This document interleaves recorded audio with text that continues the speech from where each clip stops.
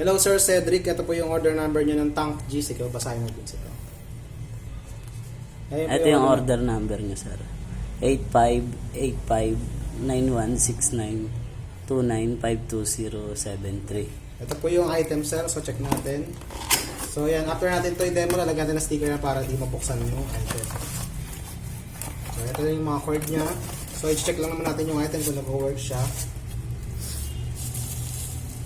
Para mag-valid na. So, ayun. Ito yung, ano niya, yung power on. Power. So, ayun. So, check natin yung pedals. Yun.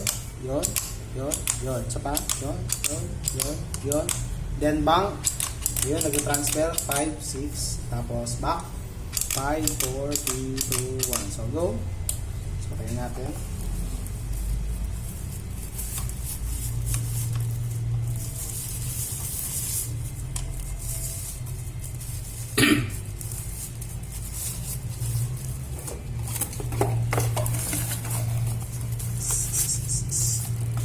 Mag-determines na naman.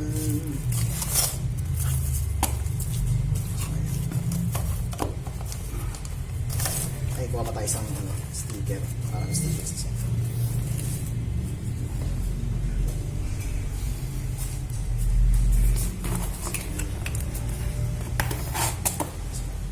Sticker. So yan. Ganito na lang po yung video. Pag nasira po yung sticker na yan, ibig sabihin binuksan po yung item.